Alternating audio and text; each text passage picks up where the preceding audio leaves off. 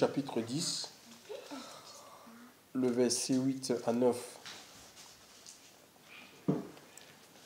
Apocalypse 10, verset 8 à 9. Donc si quelqu'un dans la page, il peut lire à haute voix, s'il vous plaît.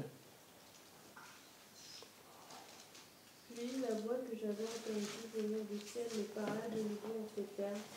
Va prendre le petit livre ouvert dans la main de l'ange qui se tient debout sur la mer et sur la terre.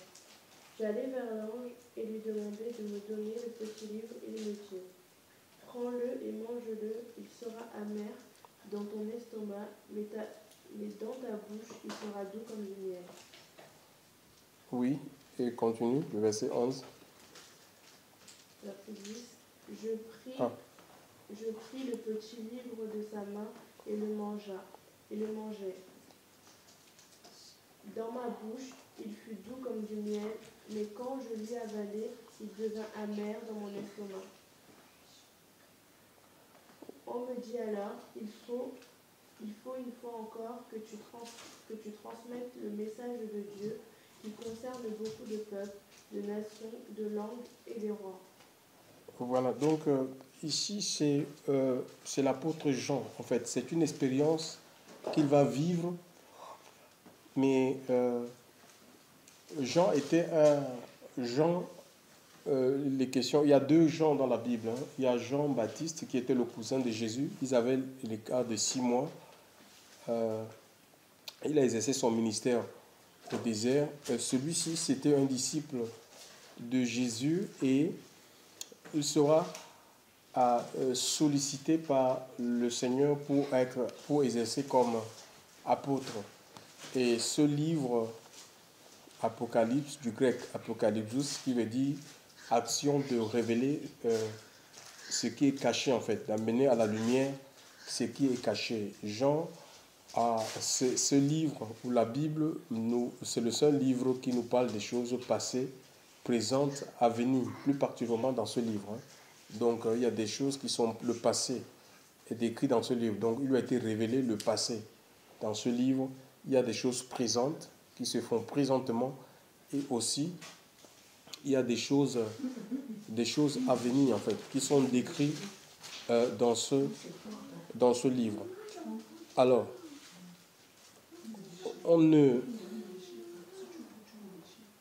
un apôtre, c'est quoi? C'est un envoyé, en fait. Hein. C'est un envoyé, c'est le choix de Dieu. On ne s'arroge pas le titre d'apôtre.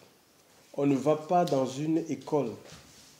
Hein. Il n'y a pas des écoles pour former des apôtres, des prophètes, des évangélistes, des pasteurs, des docteurs.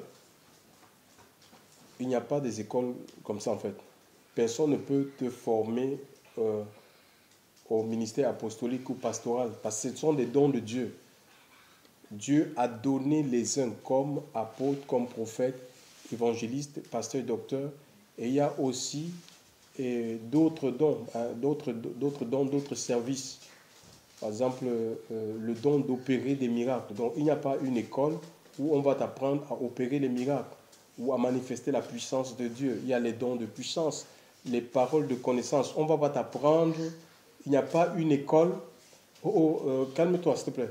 Il n'y a pas une école où on va t'apprendre à exercer les paroles de connaissance ou à prophétiser. Ce sont les dons. Et c'est les dons qui sont spirituels. D'accord? Alors maintenant, les dons donnés à l'Église, au sein, pour la construction du corps que nous sommes. Donc ici, Jean était en prison, n'est-ce pas, dans une île grecque appelée Patmos, n'est-ce pas, qui se trouvait dans la mer Égée à cause de la persécution. Et c'était pour lui comme un temps de confinement, en fait. Il était confiné dans cette île-là. Et là, le Seigneur va lui montrer, il aura beaucoup de visions, en fait. Il aura beaucoup de visions et il y a des expériences, en fait, qu'il va vivre. On voit même à un moment donné, quand le Seigneur lui montre le festin des noces de l'agneau, donc par le biais d'un ange, il voudra Jean l'apôtre qui a fait 3 ans avec le Seigneur, il voudra se prosterner devant l'ange et l'ange lui dira, garde-toi de le faire, car je suis ton compagnon de service et celui de tes frères, les prophètes, adore Dieu. Les anges, d'après Hébreux 1,14, sont des esprits au service de Dieu pour exercer un ministère en faveur de ceux qui doivent hériter le salut. Donc, on ne se prosterne pas devant les anges. Ils sont au service de Dieu. Et Dieu, quelquefois, il les délègue soit pour nous donner des messages, soit pour nous assurer la protection. Déjà, il est écrit que l'ange du Seigneur campe autour de ceux qui le craignent pour les arracher de quoi? Pour les arracher du danger. Donc, alors, Jean est confiné. Quand on est confiné, on ne peut rien faire. Hein. Il y a des gens, actuellement, là, on vit un confinement mondial où tout est arrêté. Donc, les assemblées dont il était le fondateur, il avait mis en place, il était privé de ces assemblées-là. Jean ne pouvait plus exercer son ministère, en fait, son ministère apostolique. Il était confiné, hein, donc en prison.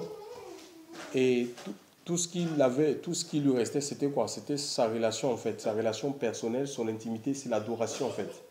Et ça, c'est ce qui est primordial, en fait, pour chaque enfant de Dieu. Parce que tout peut s'arrêter, en fait. Hein. Tout peut s'arrêter, en fait. Tout peut s'arrêter. On peut se retrouver dans les mêmes situations que l'apôtre Jean en prison. Hein, je ne sais pas où on a mis le ministère. Parce qu'il y a un engouement vers le ministère. Le ministère ne peut pas être ta vie. Tu ne peux pas bâtir ta vie, mettre tes certitudes sur les choses de ce monde. Parce que la vie ne nous appartient pas. Le ministère, même le ministère, si Dieu t'a donné le ministère, on a suivi des témoignages aujourd'hui des hommes de Dieu qui ont, dont leur vie de couple a été détruite. Ils sont allés jusqu'au divorce. Des enfants abandonnés parce qu'ils avaient priorisé le ministère, en fait. C'est des gens qui vivaient pour le ministère. Et ça a créé quoi? Le divorce. La femme ne voyait plus son mari le passé. L'homme voyage ici à gauche, à droite, à travers, il fait les tours du monde, sous prétexte qu'il sert Dieu. Chers frères et sœurs dans le Seigneur. Et parfois on est comme ça en fait. Hein. L'œuvre de Dieu ne nous... l'œuvre du Seigneur, en tout cas ça commence premièrement dans notre maison. Le Seigneur, quand il nous appelle, ce n'est pas pour nous désengager de notre devoir de père ou de mère, sous prétexte qu'on va le servir. C'est un anti-témoignage, ça. Parce que si on ne prend pas soin des siens, nous dit l'Écriture, dans le livre de 1 Timothée 5, verset 8, que celui qui n'a pas soin des siens, plus particulièrement ceux de sa famille, il est pire qu'un païen. Je ne sais pas ce qui s'est passé dans la vie que Dieu confine cet homme à l'île de Patmos. Parce que tout ce que Dieu fait est bon, chers frères et sœurs. Et parfois, le Seigneur, pour nous faire souvent réagir, il permet des situations difficiles dans notre vie, chers frères et sœurs, dans le Seigneur. Tu vois, le premier, on ne peut pas, il y a beaucoup de femmes, beaucoup d'hommes de Dieu sont dans les adultères aujourd'hui. Parce que quoi, on va dans les, sous prétexte qu'on va servir Dieu et on abandonne sa femme est à la maison, c'est elle qui s'occupe de tout. C'est elle qui s'occupe des enfants. C'est un christianisme qu'on a hérité en fait. La plupart d'hommes de Dieu fonctionnent de la sorte. Et pourtant, si Dieu t'appelle, quand il a créé l'homme, il a mis Ève à côté en disant que c'était une aide en fait. Donc un soutien, même si ce n'est pas seulement un soutien sur le plan naturel, physique, même sur le plan spirituel, normalement, si Dieu appelle un homme, il appelle aussi sa femme. C'est pour que ensemble ils peuvent travailler parce qu'il y a des domaines que on peut être empêché de voir, des situations dont on ne peut pas voir le discernement. Dieu va donner plus de discernement à ton conjoint. Donc c'est ensemble, chers frères et sœurs, qu'on travaille dans l'œuvre de Dieu. C'est ensemble. Ça a un coût, mais c'est pour préserver notre vie. Chers frères et sœurs, pour préserver sa vie, ça vaut le coup. Chers frères et sœurs dans le Seigneur. Il y a beaucoup de divorces, beaucoup de séparations dans les vies de couple parce que c'est un domaine qu'on a négligé. On a cru que c'est l'homme qui a reçu de Dieu et puis court à gauche et à droite et abandonnant ses enfants, abandonnant sa femme. Après quoi, le diable profite. Il rentre dans cette famille-là et les familles sont brisées. Il n'y a plus de témoignage. La plupart de ces hommes de Dieu-là qui sont divorcés, je ne vais pas prononcer leur nom ce soir, c'est des ministères de grands noms, mais ils sont divorcés. Je suis tombé de nuit, ils sont divorcés. Divorcés comme ça avec leurs femmes. Mais ils continuent à prêcher. Ils continuent à prêcher, les gens les suivent. Donc voilà, Jean ici, il est confiné. Il est confiné et dans ce passage, il nous est dit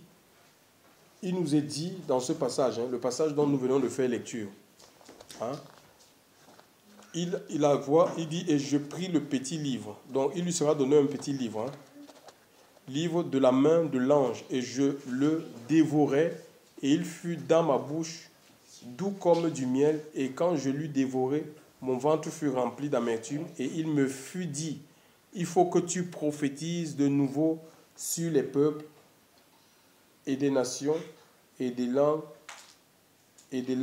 et beaucoup de rois. Donc, en fait, Jean, c'est quelqu'un qui enseignait la parole de Dieu. Sûrement,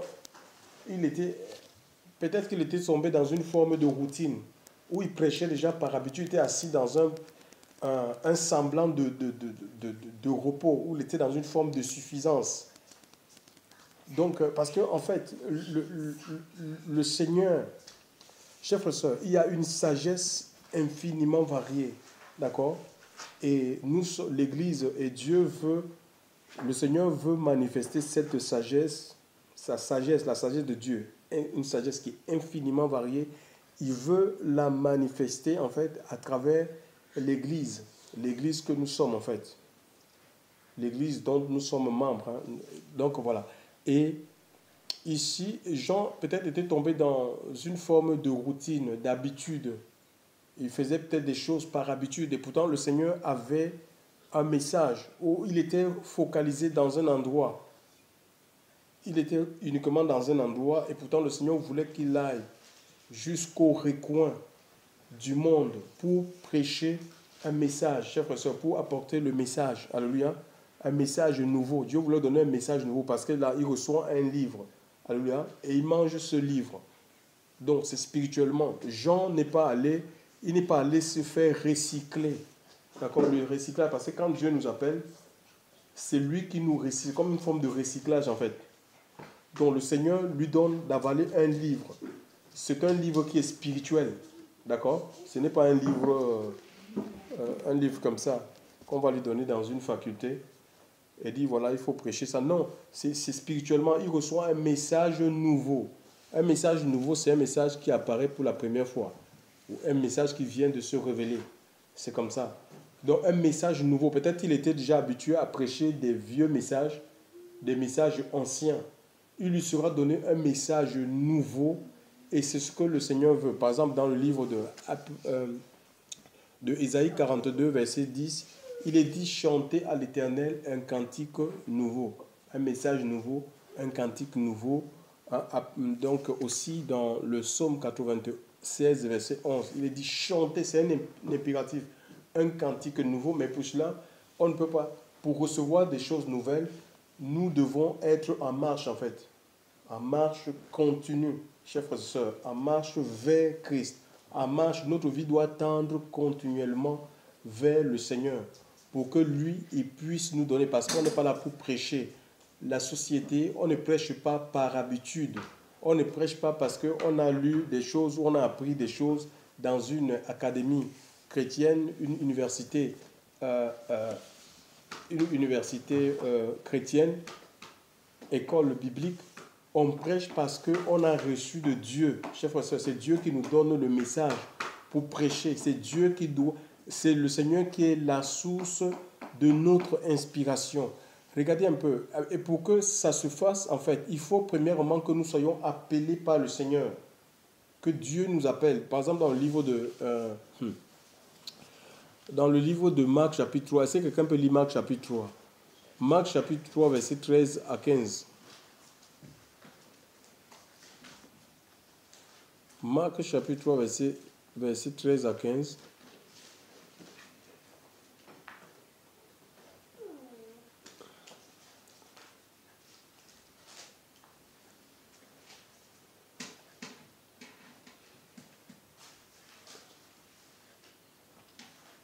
monte sur la montagne. Et il monte sur la montagne et appelle à lui ce qu'il voulait, et ils vinrent vers lui, et il en établit 12 pour être avec lui. Oui, voilà, il va appeler ceux qu'il voulait. Il n'a pas appelé ceux qui avaient envie. D'accord? Parce que tout le monde aujourd'hui a envie d'être pasteur, tout le monde a envie d'être apôtre, tout le monde veut ouvrir son bâtiment d'église. Non. On ne devient pas prédicateur parce que, vous savez, moi, quand le Seigneur m'a appelé, en fait, donc je sentais l'appel de Dieu au fond de moi. Il m'a montré des visions et tout. Comment on m'a remis l'onction comme ça dans une enveloppe. Je ne savais même pas ce que c'est.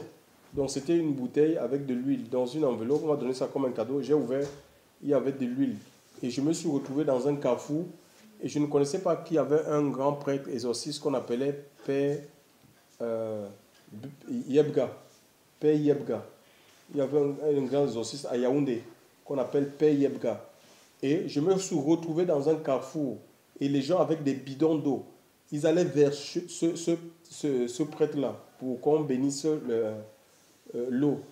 Et moi, donc je me suis retrouvé dans ce carrefour et je disais aux gens de ne pas aller faire Père Yebga, qu'ils se tournent vers le Seigneur. Et quand je me suis réveillé de cette vision, comme je vivais dans la maison d'une dame catholique, je lui ai demandé est-ce qu'il y a quelqu'un qui s'appelle Père Yebga. Il m'a dit que oui, c'est un grand exorciste. Je suis allé partager cette vision au pasteur de l'Assemblée. Il m'a dit que oui, effectivement, le Seigneur t'appelle au ministère. Donc, ils ont voulu me mettre, parce qu'ils avaient un institut biblique, ils ont voulu que je rentre dans leur institut biblique. L'Esprit de Dieu m'a dit non. L'Esprit de Dieu m'en a interdit. Donc, à plusieurs reprises, il y a beaucoup de personnes qui m'ont proposé, même ici en France. Hein? Donc, je suis allé à Douala, j'ai servi à côté d'un autre pasteur qui a toujours voulu. Donc, lui, collaborait avec. Il avait des collaborateurs suisses. Et ces gens-là, ils donnaient des leçons, des cours par correspondance. Et j'ai commencé ça. Une fois, le Seigneur m'a dit non, qu'il faut que tu arrêtes ça. Il faut lire la Bible. Le Seigneur m'a dit qu'il faut que je lise, mais que même si je ne comprends pas, il faut que je me donne à la méditation de la parole de Dieu. Que je la lise tout simplement. Même si je ne comprends rien, que lis les Écritures. Et jusqu'à aujourd'hui. Donc, ça m'a donné. Donc, c'est ça qui m'a mis. Donc, voilà, c'est pourquoi je lis. Même jusqu'à aujourd'hui, il y a des chapitres et versets que je ne comprends pas. Pourquoi? Parce que c'est le Seigneur qui ouvre l'intelligence. Par exemple, je ne pouvais pas prêcher sur Apocalypse, hein, donc peut-être des années, il y a 10 ans de cela. Mais aujourd'hui, le Seigneur ouvre l'intelligence, en fait. Au fur et à mesure, c'est lui qui donne l'intelligence du livre. D'accord? On voit ici, il reçoit un livre, à manger un livre. Donc ça veut dire que Dieu lui donne le rouleau, les révélations, en fait, pour aller parler de sa part. Ce n'est pas les messages des hommes. D'accord? Ce n'est pas un évangile des hommes. C'est Dieu qui lui donne le message. Et on voit ici que le Seigneur appelle. Donc c'est Dieu qui appelle. Ça ne dépend pas. Dans le livre, par exemple, dans le livre de Romains 9, verset 16, ça ne dépend pas. L'appel au ministère ne dépend pas de celui qui veut, de celui qui court. Même si on te propose ça, c'est un don de Dieu. Mais de Dieu qui fait grâce. C'est Dieu qui fait grâce en fait. C'est comme un corps et c'est le Seigneur qui dispose les membres de nos corps. S'il t'a appelé à la prédication, tu ne vas pas forcer en fait. C'est comme les pieds. On n'apprend pas les pieds à marcher. On ne prend pas les mains à porter. D'accord? C'est personne qui apprend à d'elle que c'est avec les mains, il faut qu'elle porte les choses. Ou que les chaussures, Adèle ne peut pas. À son âge là, elle ne peut pas. Si on lui donne les chaussures, elle ne va pas utiliser ses mains pour mettre des chaussures. Donc c'est une intelligence qui est spirituelle. On sait ce qu'on doit faire. On sait ce qu'on est appelé. On sait ce qu'on est appelé à. On sait ce qu'on est appelé à faire en fait. Je dis non. Par exemple, porter les chaussures sur les mains. Porter les chaussures sur les mains, on ne peut pas porter les chaussures sur les mains. Donc tu vois, est-ce que c'est pas quelqu'un qui t'enseigne ça? Donc voilà, donc, C'est une intelligence qui est naturelle que Dieu a mis en nous. Et aussi sur le plan spirituel, ça se passe comme ça parce que c'est des dons que le Seigneur dépose au-dedans de nous, chers frères et sœurs, pour pouvoir servir son royaume. Pour pouvoir servir son royaume. Et le Seigneur va appeler, c'est Dieu qui appelle. Donc le problème des églises aujourd'hui, c'est que comme les églises sont devenues des propriétés, parfois ce sont des propriétés familiales, tu as un fils qui est voyou, qui ne veut même pas de Dieu. On va seulement lui donner de faire d'apprendre la Bible. Tu peux apprendre, tout le monde peut apprendre la Bible, hein, et puis tu vas enseigner. C'est une forme. C'est comme si tu peux apprendre un métier, et puis tu vas te mettre tout simplement à exercer. Donc c'est comme ça, c'est pas comme ça. Vraiment, c'est un appel du Seigneur. Et on a commis trop. L'Église n'arrive pas à manifester la puissance de Dieu parce que l'ordre divin, en fait, l'ordre divin n'est pas respecté, en fait. L'ordre divin n'est pas. C'est pas un jeu. L'ordre divin n'est pas respecté. Quand Moïse a reçu de construire le tabernacle, il lui sera dit de faire selon le modèle qui lui a été donné sous peine de mort. C'est Dieu qui te révèle, même quand Dieu te donne une vision, il te révèle des personnes avec qui tu dois travailler. Il te révèle que telle personne doit occuper telle fonction. Tu peux refuser, tu peux dire non, mais il n'est pas de ma famille, je ne peux pas donner la trésorerie à tel, je ne la connais pas, je ne peux pas accepter que l'autre aussi, peut-être l'autre aussi est un frère qui est appelé à l'enseignement, non, il n'est pas de ma nationalité. C'est ça qui est le problème, le racisme. Il y a un problème de racisme, de discrimination, le tribalisme qui fait que l'action, ça bloque l'action de Dieu. Et pourtant, Dieu a orné son Église. Il y a le potentiel. Il y a des dons, chers frères et sœurs. Il y a tout ce qu'il faut pour faire tourner la machine. Il y a tout ce qu'il faut pour faire tourner la machine, chers frères et sœurs. Mais le problème, c'est parfois les gens qui sont comme des conducteurs, qui ne veulent pas, parce qu'on veut contrôler l'œuvre de Dieu. On veut contrôler l'œuvre de Dieu et on ne fait pas comme le Seigneur en fait. On fait à notre manière, pensant que le Seigneur va nous suivre, il ne suivra pas. Donc on voit ici dans Marc 3 que le Seigneur, il a choisi, c'est lui qui a choisi les 12, hein, et ils étaient tous disciples, y compris Jean. Jean qui vit cette expérience-là, l'expérience qui reçoit le livre d'Apocalypse, ils ont été appelés par le Seigneur et le Seigneur a été avec eux. Tu peux continuer la lecture, Françoise. Oui, on reprend le verset 13. Marc chapitre 3, verset 13 à 15. Et il monte sur la montagne et appelle à lui ceux qu'il voulait, et ils vinrent vers lui. Et il en établit 12 pour être avec lui, et pour les envoyer prêcher avec le pouvoir de guérir les maladies et de chasser les démons. Donc voilà, il les a établis. Donc on voit bien que c'est le Seigneur qui établit, ce n'est pas un homme. Ce n'est pas des établissements, c'est le Seigneur. Et il a le Saint-Esprit aujourd'hui, ça continue à établir, par exemple, dans le livre de Actes chapitre, c'est 11 ou 13. Oui, Acte 13. Tu vois, le Saint-Esprit dit, mettez-moi Paul et Barnabas à part pour le ministère auquel je les appelle. C'est le Seigneur qui met à part. Donc, c'est lui qui les a donnés. Le ministère, ça ne s'enseigne pas. Ça ne s'enseigne pas dans les écoles des hommes. Tu vois, ils étaient en prière et le Saint-Esprit a dit, mettez-moi Paul et Barnabas. On peut dire ça. Mettez-moi Paul et Barnabas. Donc, le Seigneur, il choisit ces hommes. Et quand il les choisit, ils sont équipés en fait. Il les donne l'onction. D'accord ?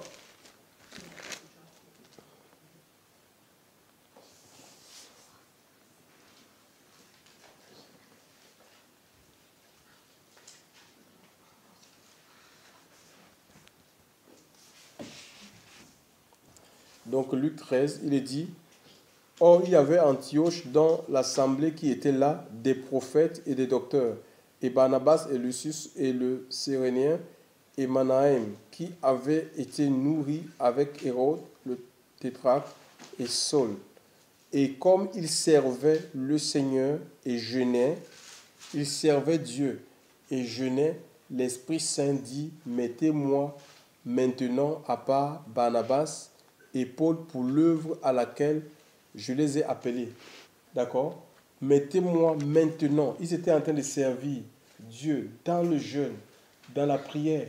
Ils étaient actifs, chers frères et sœurs, et le Seigneur va dire, mettez-moi. C'est le Saint-Esprit qui parle. D'accord? C'est le Saint-Esprit qui les choisit. Ils ne vont pas dans une faculté pour devenir apôtres, prophètes, archevêques. Non. Chers frères et sœurs. Donc c'est le Seigneur qui les choisit. Et quand Dieu choisit, tu es équipé en fait. Il va te donner, il te sollicite pour une mission, il te donne les moyens, les outils qu'il faut. Alléluia. C'est comme Jean. Jean devait prophétiser, il devait parler de la part du Seigneur pour d'autres nations, d'autres peuples. Il lui sera donné, c'est spirituellement que le Seigneur va lui donner le message en fait. Le message parce qu'il ne peut pas t'envoyer étant vide, étant sec. Chers frères et sœurs, d'accord, il va lui donner le message pour apporter à ces nations. Alors maintenant, le Seigneur dans Marc 3 là, donc le Seigneur les a appelés, il les a établis et il les avait avec lui. Donc avec lui, ils ont subi ce qu'on appelle une formation, c'est dans le temps en fait. Et les disciples du Seigneur, on voit, parce que le disciple c'est quelqu'un qui suit le maître. Et on voit que partout où le Seigneur allait, si le Seigneur allait en Galilée, il se rendait en Galilée. Ici, il allait à Jérusalem, ils étaient avec lui à Jérusalem. Assure-toi normalement, s'il te plaît. Si ils allaient à Béthanie, ils étaient à Béthanie avec lui. Tu vois, ils vivaient avec le Seigneur. À un moment donné, même Pierre va dire, mais nous avons tout quitté, nos maisons, machin, la pêche, qu'est-ce que nous allons devenir? Tu vois, pourquoi le Seigneur marchait avec eux? C'était une façon de les... C'était en voyant le maître exercer, tu vois, ça crée dans leur vie ce qu'on appelle des automatismes en fait. Tu vois, ils reçoivent des automatismes, ils voient comme le Seigneur fait, le Seigneur est en train de faire et ils seront amenés à faire comme le Seigneur. Ils voient certaines situations, comment le Seigneur agit, ils seront amenés aussi à faire. Mais aujourd'hui, nous, on forme les gens, on a fini de créer des écoles et on enseigne les gens seulement la lettre. C'est pas comme ça en fait. La théorie, parce que la théorie et la pratique, c'est deux choses complètement différentes. Hein. Donc, ils étaient avec le Seigneur. Ils dormaient. Le Seigneur allait au pied des montagnes. Il passait la nuit au pied des montagnes. Les disciples aussi, ils dormaient avec le Seigneur au pied des montagnes. C'est pourquoi ces gens-là, ils n'ont pas régné. Il y a un monsieur qui avait dit, c'était un pharisien en fait, un scribe. Dans le livre de Marc,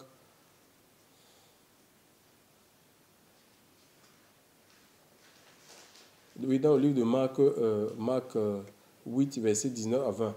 Donc, il y avait un monsieur, il dit au Seigneur que je vais te suivre. C'était un pharisien, c'était un scribe en fait.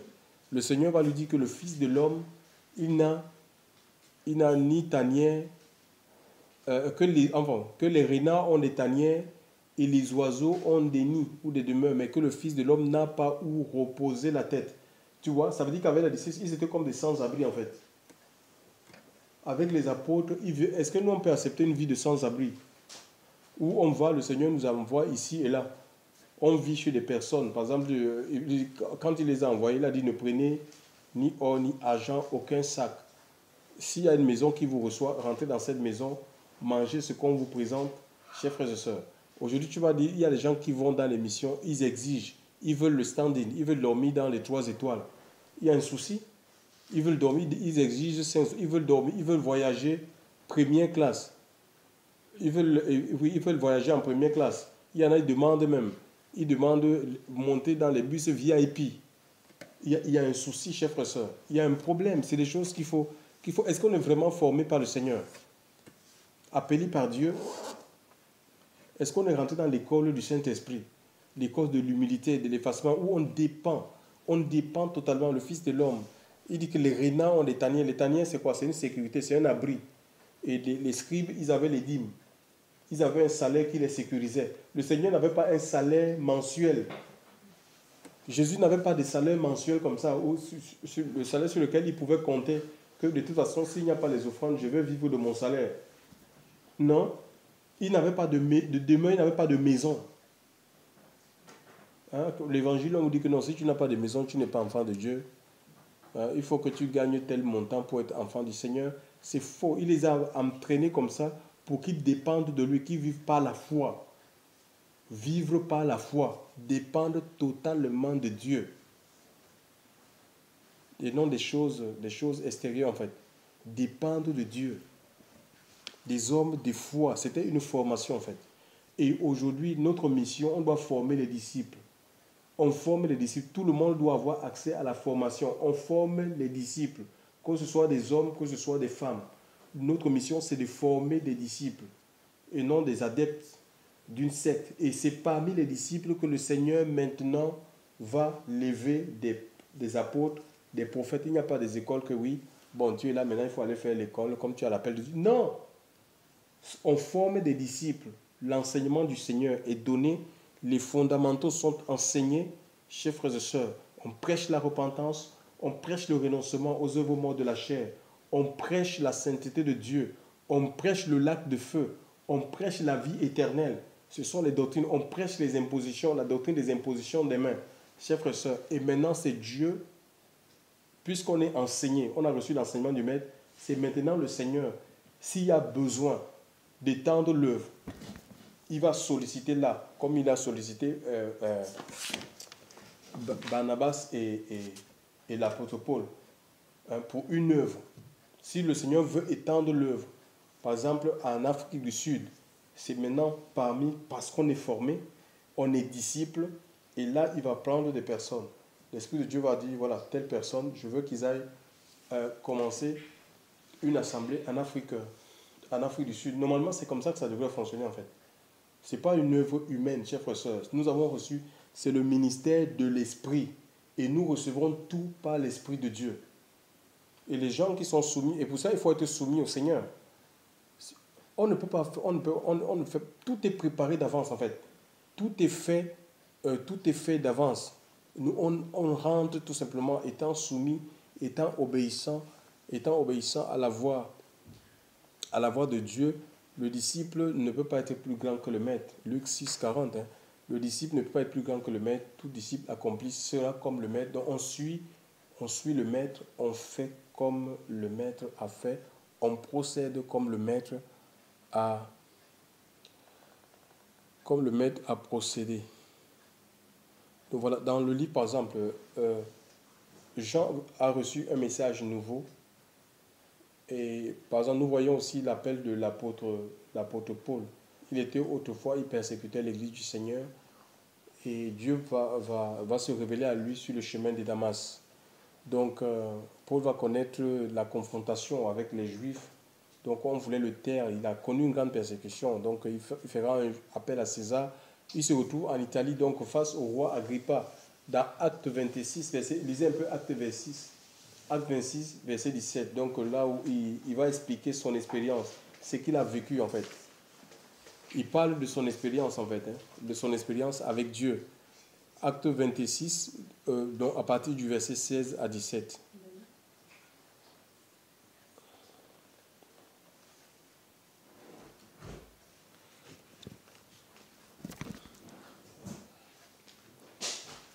Mais lève-toi et tiens-toi sur tes pieds, car je suis apparu pour t'établir, serviteur et témoin des choses que tu as vues et de celles pour laquelle je t'apparaîtrai. Oui, voilà, il dit que je t'ai établi pour être serviteur des choses que tu as vues. Ce n'est pas des choses que tu as appris dans une école. Tu vois, et pourtant il avait la connaissance de la Torah. Il a passé toute sa vie, son enfance, à étudier la Torah au pied de Gamaliel. Chers frères et sœurs, il dit les choses que tu as vues. Donc nous prêchons, c'est ça un témoin. Un témoin, c'est quelqu'un qui assiste à un spectacle. Le Seigneur lui a révélé sa gloire. Il lui a révélé qui il est, chers frères et sœurs. Alléluia. Et il dit que tu seras témoin de ce que tu as vu et des choses pour lesquelles je t'apparaîtrai. Ça veut dire que il y aura, à un moment donné de sa vie, il y aura des choses que le Seigneur va encore lui communiquer, en fait, va lui montrer pour que davantage il puisse les proclamer, chers frères et sœurs. Donc, on va on ne peut pas s'asseoir sur les acquis. Ce n'est pas parce que Dieu m'a visité maintenant que ça s'arrête là. Le Seigneur veut me visiter demain, il veut me visiter après-demain, il veut me visiter continuellement, chers frères et sœurs. Donc, je dois être à quoi? Je dois être à l'écoute du Seigneur. Des choses, j'étais établi pour être, tu es établi pour, acte, tu peux relire le acte 26, acte 26. Donc, mais lève-toi et tiens-toi sur tes pieds, car je te suis apparu afin de te désigner pour serviteur et témoin des choses que tu as vues et de celles, la révélation desquelles je t'apparaîtrai. Donc, ça veut dire que il y a encore, le Seigneur veut nous révéler des choses, chers frères et sœurs. Hein? Il veut se révéler à nouveau à nous, chers frères et sœurs, pour qu'on puisse annoncer des choses nouvelles, chers frères et sœurs. Alléluia.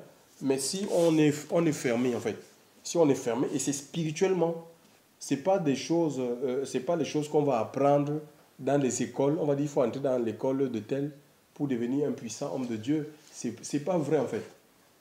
C'est le Seigneur qui nous forme, c'est Dieu qui nous forme et nous recevons tout spirituellement. La puissance de Dieu, tu la reçois spirituellement. L'onction, tu la reçois spirituellement.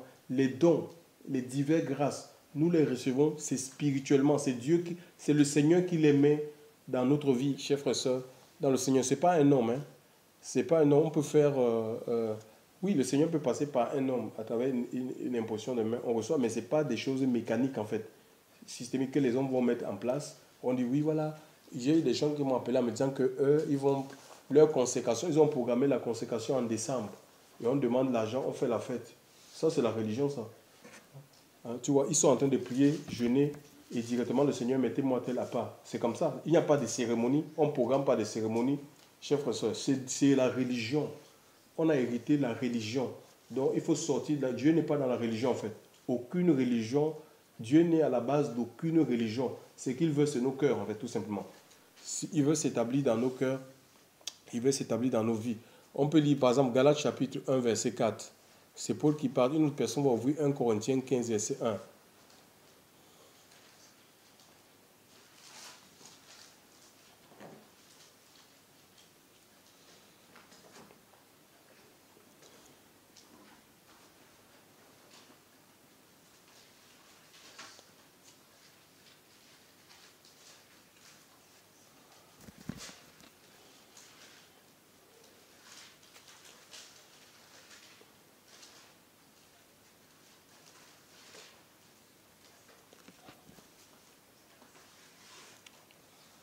Oui.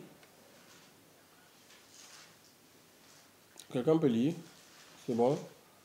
Galates 1, verset 4.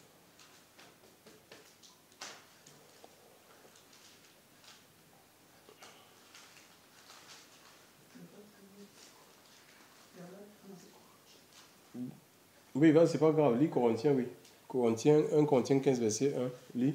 Or, mes frères, je vous fais savoir l'évangile que je vous ai annoncé, que vous avez reçu et dans lequel vous demeurez ferme, et par lequel vous êtes sauvés, si vous le retenez tel que je vous l'ai annoncé, à moins que vous n'ayez cru en vain. Car avant toute chose, je vous ai donné ce que j'avais aussi reçu.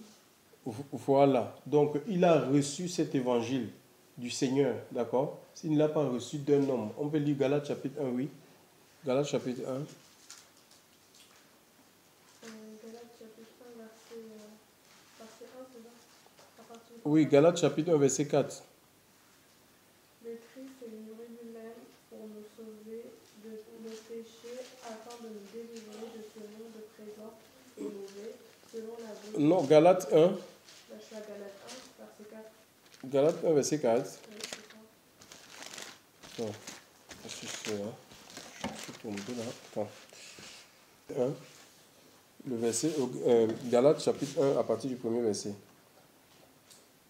De la part de Paul, chargé d'être apôtre non point par les hommes ou par l'intermédiaire d'un homme, mais par Jésus-Christ et par Dieu le Père, qui l'a amené de la mort à la vie. Oui, donc tu vois, ici, il est apôtre non de la volonté des hommes, ni par les hommes. D'accord? On ne devient pas serviteur de Dieu parce que on a suivi, je ne sais pas, on est rentré dans une fédération, je ne sais pas. Donc les hommes ils nous consacrent. Donc le verset 2 maintenant, le chapitre 2. Verset 1. Oui, oui, oui. 14 ans plus tard, je suis retourné à Jérusalem avec Barnabas. J'ai également emmené Tite avec moi. J'y suis allé parce que Dieu m'avait révélé que je devais le faire. Dans une réunion privée que j'ai eue avec les dirigeants, je leur ai expliqué la bonne nouvelle que je prêche aux non-juifs. Je ne voulais pas que mon travail passé ou présent perde toute valeur. Eh bien, Tite, mon compagnon, qui est grec, n'a pas même été obligé de se faire circoncire, malgré des faux frères qui s'étaient mêlés à nous et voulaient le circoncire. Ces gens s'étaient glissés dans notre groupe comme des espions pour observer la liberté que nous avons dans notre union avec Jésus-Christ. Ils désiraient nous rendre esclaves. Pas un seul instant, nous leur avons cédé afin de maintenir pour vous la vérité de la bonne nouvelle. Mais ceux qui étaient considérés comme nos dirigeants, en fait, ce qu'ils étaient ne m'importe pas, car Dieu ne juge pas les apparences, sur les apparences. Ces dirigeants, donc, ne m'imposèrent pas de nouvelles instructions. Au contraire, ils virent que Dieu m'avait confié la tâche d'annoncer la bonne nouvelle aux non-juifs, tout comme il avait confié à Pierre la tâche de l'annoncer aux juifs. Voilà, donc on voit ici que c'est le Seigneur qui a confié à qui? À l'apôtre Paul l'évangile en fait, d'annoncer la bonne nouvelle de l'évangile. Donc c'est pas, on ne devient pas serviteur par la volonté de l'homme, chers frères, et ce n'est non plus un homme qui nous donne ce que nous devons prêcher, un peu comme on voit la plupart des assemblées, puisque c'est devenu des lieux où on contrôle les gens. Tu peux recevoir un message de Dieu, on te dit non, tu ne peux pas prêcher ça. Tu vois, ce sont des sectes. Tu vois, et quand on annule la voix de l'esprit comme ça, les gens ne peuvent pas être délivrés en fait. Pourquoi on le fait? Parce que on préfère plus des foules. Parce que le message du Seigneur est là, c'est comme l'épée qui vient trancher en fait, qui vient partager les choses de la chair et les choses de l'esprit. Si on est dans un endroit où la vérité est prêchée, la vérité va déranger les gens qui n'ont pas envie de changer. Ils vont même fuir. Le méchant ne résiste pas dans l'assemblée juste. Là où la vérité est prêchée, où la parole est prêchée par le Saint-Esprit, s'il y a des gens qui ne veulent pas se convertir là, je vous assure, des personnes là vont fuir, ils vont trouver toutes sortes de prétextes déjà pour ne pas assister aux réunions, ils vont mentir. Soit je suis malade, je ne me sens pas bien, je voyage. Donc c'est comme ça en fait, c'est des choses qu'on a vues où ils fuiront en fait. Ils fuiront et l'église véritable avec le message de Dieu, ça ne peut pas être des églises que vous voyez avec 1000 âmes, tu vois, 2000 personnes, 3000 personnes. C'est impossible. Où on prêche la sainteté, où on prêche par l'onction, avec l'onction du Saint-Esprit. Le Seigneur est là pour séparer en fait. Le Seigneur va séparer. Et ce qu'il exige avant tout, chers frères et sœurs, c'est un message, on a vu ici, c'est un message nouveau. Quand on est appelé par le Seigneur, on doit vivre, on est appelé à vivre un renouvellement de la part de Dieu, même en ce qui concerne le chant. Même en ce qui concerne le chant. Donc ça doit être, c'est pas qu'on peut avoir l'Esprit de Dieu doit nous inspirer en fait. Même si ce sont des anciens chants que nous chantons, mais on doit sentir la présence de Dieu. Alléluia. La présence de Dieu doit être vraiment ressentie que ce soit quand nous prions, quand nous adorons le Seigneur, quand nous chantons ou quand nous enseignons. Ça demande tout simplement que nous, un peu comme les apôtres, que nous donnions entièrement au Seigneur. Parce que nos vies, voyez-vous, nos vies sont un peu comme des vases. Vous voyez l'histoire de cette dame, la femme samaritaine, à qui le Seigneur va lui dire, dans le livre de Jean chapitre 4, le Seigneur va lui demander de l'eau. Elle a trouvé Jésus dans ce puits-là. Je pense que si Jésus avait donné rendez-vous à cette femme dans ce puits, le Seigneur va lui demander de l'eau. Elle va dire, mais comment se fait-il que toi qui es juif, tu me demandes de l'eau à moi qui suis une Samaritaine? Le Seigneur va lui dire que si tu connaissais le don de Dieu et qui est celui qui te demande à boire, toi tu lui aurais donné de l'eau et lui il t'aurait donné, tu lui aurais, oui, tu lui aurais demandé toi de l'eau, il t'aurait donné de l'eau de la vie. Elle va te poser aussi, mais tu n'as même pas le puits est profond, tu n'as même pas tu n'as rien pour puiser. Donc le Seigneur voulait parler en fait, le Seigneur voulait parler de sa vie. Si tu connaissais le don de Dieu, ce que le Seigneur a déposé dans ta vie, si tu connaissais ce que Dieu, si le Seigneur pouvait t'ouvrir les yeux pour voir ce qu'il a déposé dans ta vie, ce qu'il a envie de faire avec toi, tu te serais donné, tu te serais donné en fait, parce que le Seigneur, ce que le Seigneur a besoin en fait, ce que le Seigneur avait besoin, ce n'était pas forcément, c'était pas le vase que la femme l'a puisé l'eau de Jacob pour lui donner. D'accord? Et le puits de Jacob, c'est l'image des religions en fait. Hein. Le Seigneur voulait, c'est sa vie qui était comme un vase en fait. Le Seigneur, parce que cette femme, elle était insatisfaite. Elle avait fait 5 maris, 5 mariages. Tu as eu 5, tu as eu, oui, tu as eu 6, tu as eu 5 maris et celui avec qui tu es n'est pas ton mari. Donc elle a eu 5 mariages et 5 échecs. Et elle s'est mise dans une situation de concubinage en fait. Elle s'est mise avec un homme parce que pour éviter un autre divorce, elle a fait 5 divorces. Et pour éviter qu'elle divorce la 6e fois, elle s'est mise avec un homme comme ça dans le concubinage en fait.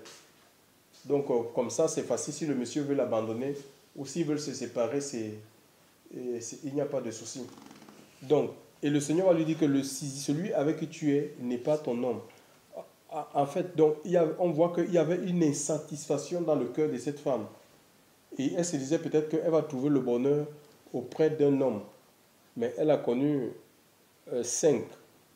Peut-être le blanc, le noir, le rouge, le jaune. Il y a des femmes comme ça qui vont d'expérience en expérience. Mais elle n'a pas trouvé la satisfaction. Et le Seigneur était là et le Seigneur voulait sa vie en fait. Il voulait que lui donne sa vie. Si tu connaissais le don de Dieu et qui est celui qui te dit donne-moi de l'eau, tu lui aurais toi demandé de l'eau, il t'aurait donné de l'eau de la vie. Le Seigneur voulait qu'elle lui donne sa vie pour qu'il mette l'eau, la présence de Dieu en fait. D'accord? Donc ce qu'on a besoin en fait, ce que le Seigneur nous demande ce soir, mes amis, ce n'est pas autre chose, ce n'est pas les lèvres, hein. C'est rien d'autre. Il veut nos vies pour qu'il lui puisse mettre l'eau là.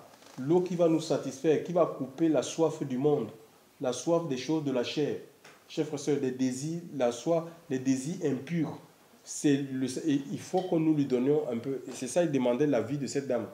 Pour pouvoir mettre l'eau de l'esprit. Parce que le Seigneur n'avait pas de vase, il n'avait pas de corde pour pouvoir lui donner l'eau de Jacob. Elle n'en avait pas besoin. Chers frères et sœurs, alléluia. C'est la présence de Dieu, c'est ce qu'on a besoin.